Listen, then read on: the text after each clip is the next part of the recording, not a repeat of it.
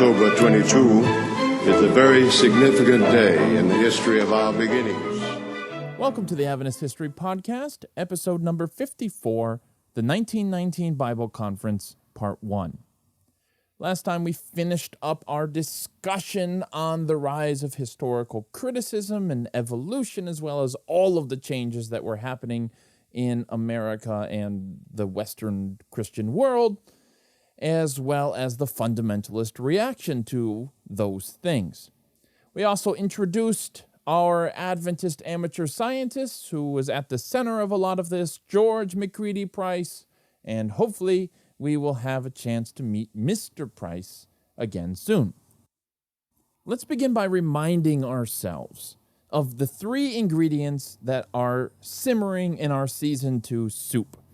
First, you have the external pressures on the church, the evolutionary mushroom, and a dollop of historical criticism. Second, you have the internal pressures within the church, which means a younger generation is voicing doubts about traditional interpretations like the Eastern question and the daily. There were also questions over Ellen White's inspiration as a prophet, which is kind of behind all of that. After all, if books like The Great Controversy could be revised in her lifetime, if they could be changed, then how exactly is she inspired by God? The final ingredient in this soup was really a lack of ingredients, meaning that by the mid-1920s, all of the pioneers were gone. After Ellen White died, George Ida Butler passes away, Stephen Haskell passes away, and finally, John Loughborough brings up the rear and is laid to rest. It's true that we haven't heard a lot from these guys lately, but they provided a sense of continuity and stability. It's difficult to measure the value of that, but it was there. I'm sure it felt lonelier to work at Apple after Steve Jobs died. The people telling Adventism's stories were less and less the people who actually lived it, and so the stories themselves began to sound more like legends. The external issues, evolution and historical criticism, they didn't do much to damage the unity of the church until much later in the 20th century. The external issues, like evolution and historical criticism, didn't do much damage to the unity of the church until much later in the 20th century. That's not to say evolution and historical criticism didn't have an immediate impact on Adventists. One of the things these issues did was to intensify the atmosphere of debate. So, W. Prescott thought it was no big deal to change the church's interpretation of the daily in Daniel 8. To Prescott, it was just a software update. But to Prescott's opponents, do you know who else was updating their traditional beliefs? Theologically liberal churches. And these updates clearly led to getting your computer compromised by Darwinian hackers. Whatever, you know what I mean. Today, look, you can come to America and discuss the politics of democratic socialism. You can wear a Nazi pin, you can wear a pin of Lenin. You wouldn't want to do that in 1940s or 1950s America. I have the memoirs of Erwin Rommel, a German general from World War II, on my bookshelf. But if I walked around town reading that book in 1941, I might get a visit from the government. My neighbors might start whispering about me being a traitor. So, these external issues changed the context of the debate. It is a different debate about communism, for instance, whether you have it in early 1950s McCarthy-style America or whether you have it in 2019. The context matters, and the context of these debates was souring. It was changing. It was not getting better. The whole atmosphere for theological discussion within Adventism was becoming hostile. Seemingly small issues, as Prescott considered the daily to be, were connected to the larger cultural battles going on outside the church. It reminds me of that understated line from The West Wing, where one of the characters tells another, "We talk about enemies more than we used to." Naturally, a lot of the controversies after 1915 involved Ellen White in one way or another. You had a number of people, who popped up claiming to be her successor. They would write letters to Daniels in particular, telling him how he should be running the church, just like Ellen White used to. In time, all of those would-be prophets ran out of gas, but some were serious challenges to deal with. The most serious of these would-be prophets was probably Margaret Rowan, who built up a bit of a following.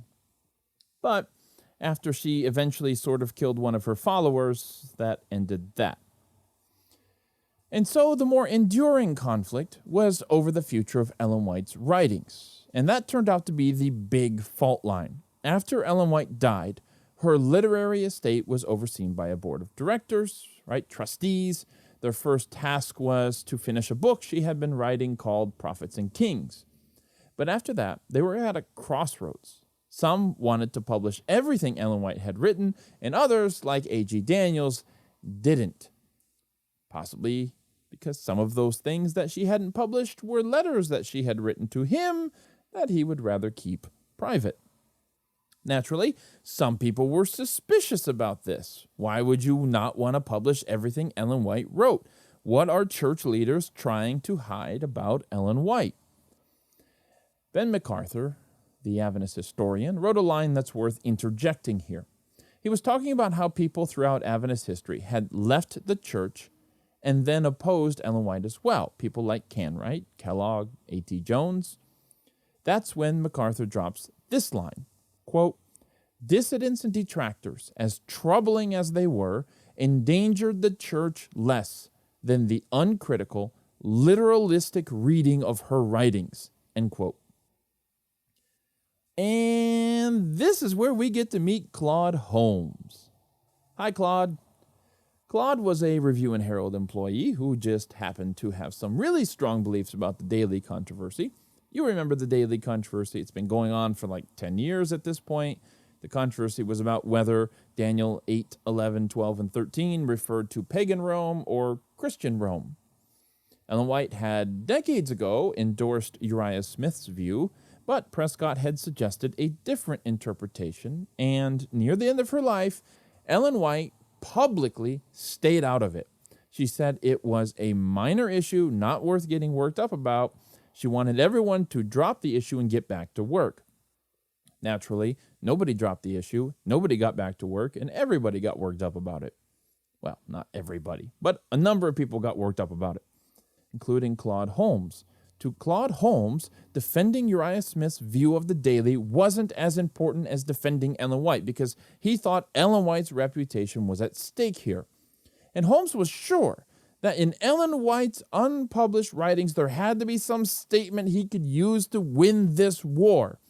Maybe she had written to Prescott and told Prescott that he was wrong, and of course, the General Conference leaders, like Daniels and Prescott, are naturally sitting on those unpublished letters somewhere, and they won't let them out. Holmes smelled a conspiracy. So it was time for Holmes to launch Operation Steal Ellen White's writings from under Daniels' nose. I mean, that probably wasn't the operational name because, that's a terrible operational name. Anyways, some people collect model trains, others collect stamps. Claude Holmes' hobby was collecting Ellen White's writings. He was described as an index, a human index to Ellen White's writings. If you wanted to know where a statement was, you talked to Claude Holmes and he would tell you where it is in her writings. Some have described him as the foremost expert on Ellen White in the church at this time, perhaps excepting Willie White. In 1917, while Daniels was visiting Asia, Holmes told a worker at the General Conference that Daniels had given him permission to get into the vault. Well, with Sherlock Holmes in the vault, he copied hundreds of pages of unpublished Ellen White manuscripts and got out. Sherlock Holmes, come on, you knew that joke was coming. And it is totally worth calling him Sherlock until the end of this episode. Because it wasn't the most ninja-like crime ever committed, the General Conference found out and demanded the copies that Holmes had made be returned. Well, Holmes had made copies of his copies and had given them to his friends. There were 7 in all. 2 of the friends returned their copies to the General Conference. 2 of them admitted that they had already mixed up the things that Holmes had given them with things they had already and have no idea which were taken from the vault and which were their own. And then there was Holmes. And when Holmes was asked to return what he had copied to the General Conference, he just looked the General Conference straight in the face and said, "No." And that, friends, is how you get yourself fired. Sherlock Holmes had specifically targeted private letters Ellen White had written to W. Prescott and Daniels, his 2 biggest opponents in this daily issue. He never did find his secret weapon to win the war. He never found the silver bullet which he could just produce and end all controversy. But he found enough personal material to deeply embarrass Daniels publicly. It also didn't help things that Holmes's closest ally in this war was our old friend Judson S. Washburn, whose racially motivated jealousy of Lewis Sheaf led to some ugly letters, which we've discussed. Daniels had his moments of conflict with Ellen White. We've talked about that. But one cannot imagine Ellen White would be happy with her letters to Daniel being used as a club to crush and embarrass him. And Holmes and Washburn were just getting started. Besides the daily issue, there were plenty of other questions about Ellen White's writings going around. There were questions about whether she taught the shut door back in the 1840s, about whether you had to believe Ellen White was a prophet to be a member of the church, about whether Ellen White was really infallible, about whether she plagiarized. None of these questions have really ever gone away.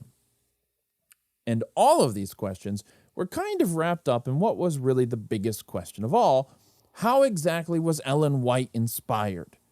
You may recall that the 1911 revision of the Great Controversy brought this issue to the front. If the original book was inspired, why was she changing what she had written? Why was she revising it? Why was she updating it? And you should remember, who was at the forefront in getting Ellen White to make some of those changes? W. Prescott. So you can see how camps had begun to form within the church, with the idea that men like Holmes and Washburn and Leon Smith, Uriah Smith's son, all those men believed that they were the true defenders of Ellen White.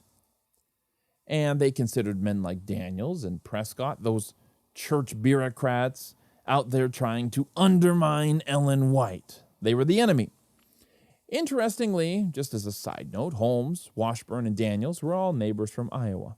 So really, Iowa problems. I say that camps formed, but from what I can tell, the attacks mainly came from one direction. It was the Holmes, Washburn, Smith camp that kept attacking Daniels and company. And they thrived at this for several reasons. First, because the spread of evolution and historical criticism created this conservative mood in the church, this fear of changing things. Second, because those pioneers were all dying, which also helped the conservative mood, the desire to respect the pioneers' memories by holding on to their teachings. And third, let's be honest, because it's easy to hate on our elected leaders. It's easy to blame all our problems on them. It's easy to be suspicious about their motives.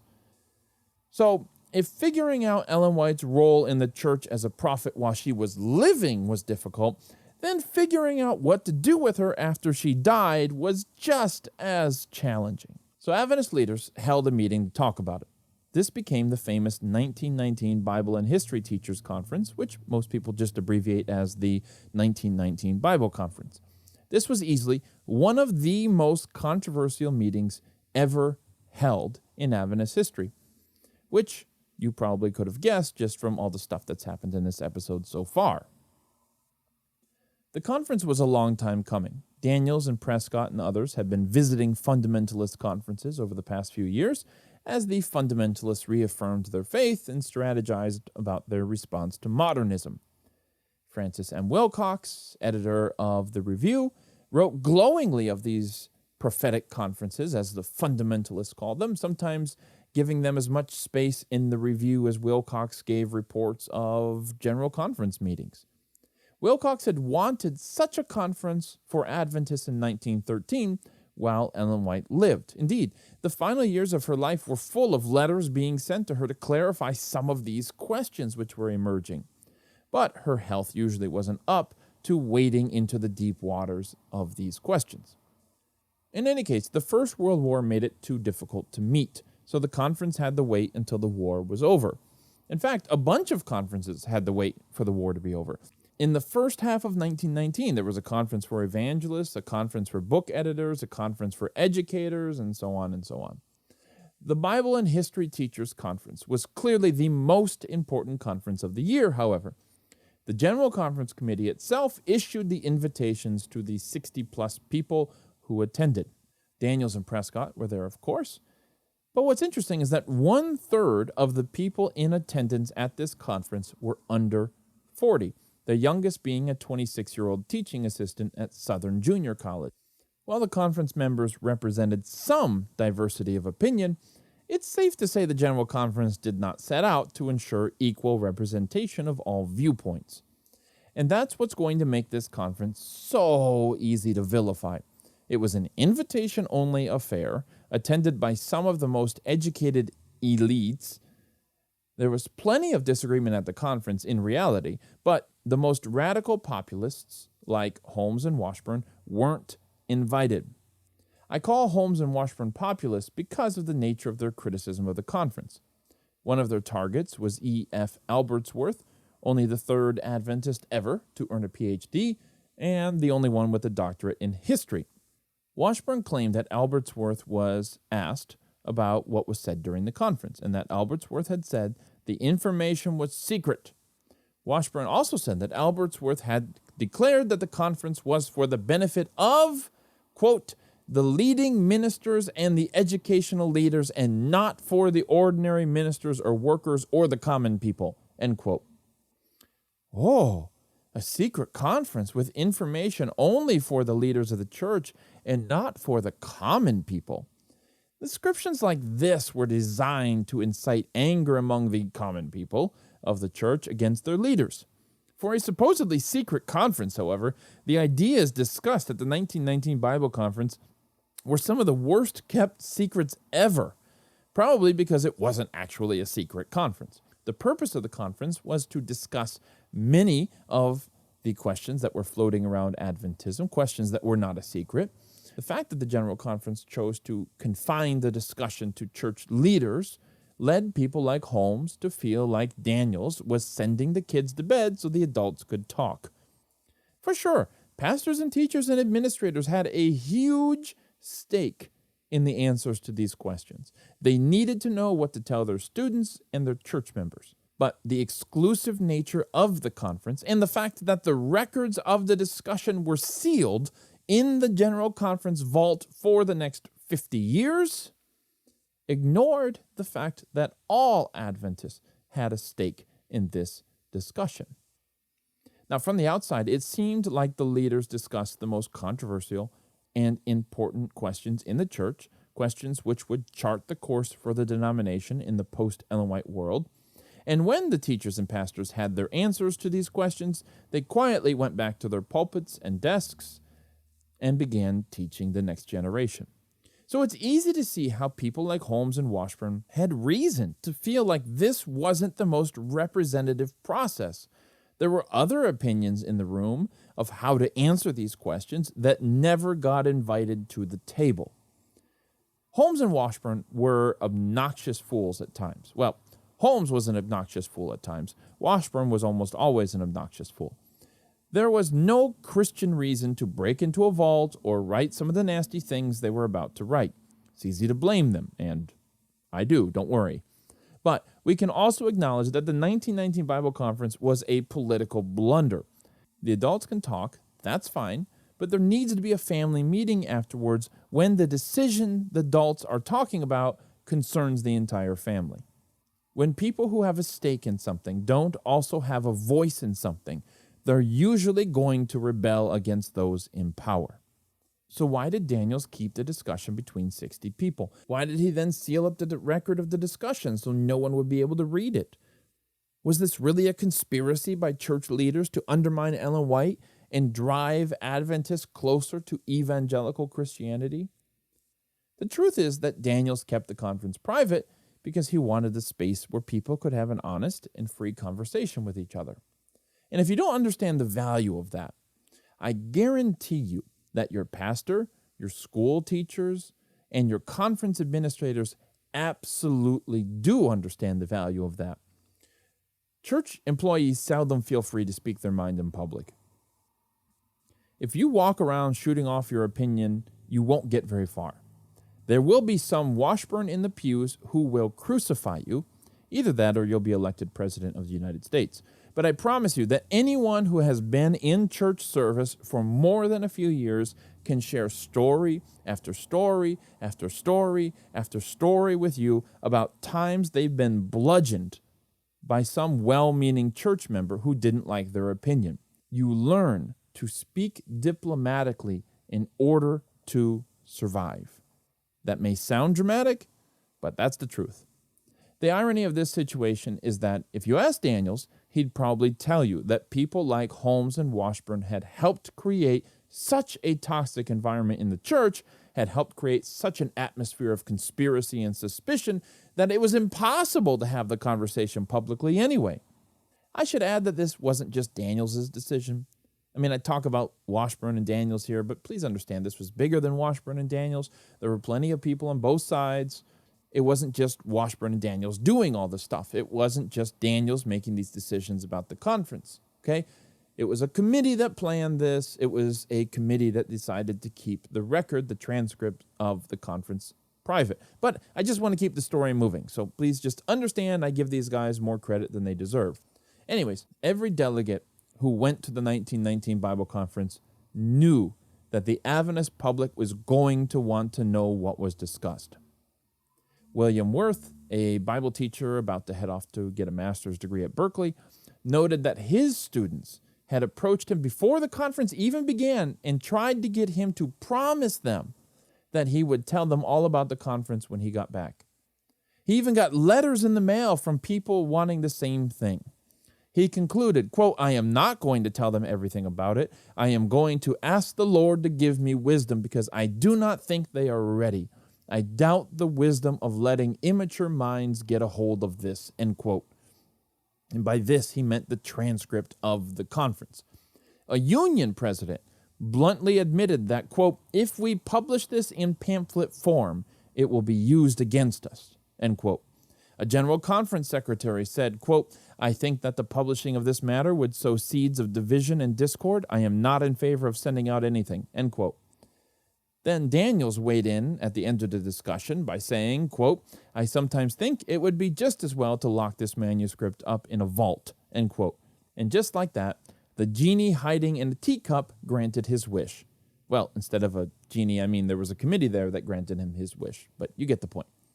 It was an impossible position to be in. I mean, those attending the conference knew that if the transcript of what they had said got out, it would shake the church. Not because they were involved in some conspiracy or they were all heretics, but because they didn't believe many of the church members were mature enough to handle it. Is that a bit of elitist snobbery? I'll let you decide. Many of those lay people believed, like Holmes and Washburn, that the King James was the only true English version, for instance.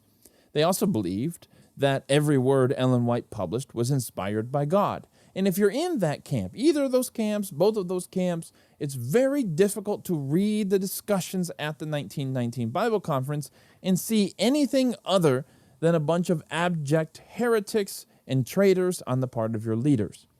The gap between the church's leaders and lay people was wide. The leaders knew it. The lay people suspected it. They knew they would be misunderstood and considered traitors to the faith. They knew it would cause a huge fight in the church. They also knew that not releasing the transcripts would lead to them being misunderstood and considered traitors to the faith. The shepherds were scared of the sheep. They knew all of this going into the 1919 Bible Conference, and yet they thought the discussion they were about to have was worth it. And I can't wait to talk about it with you next time.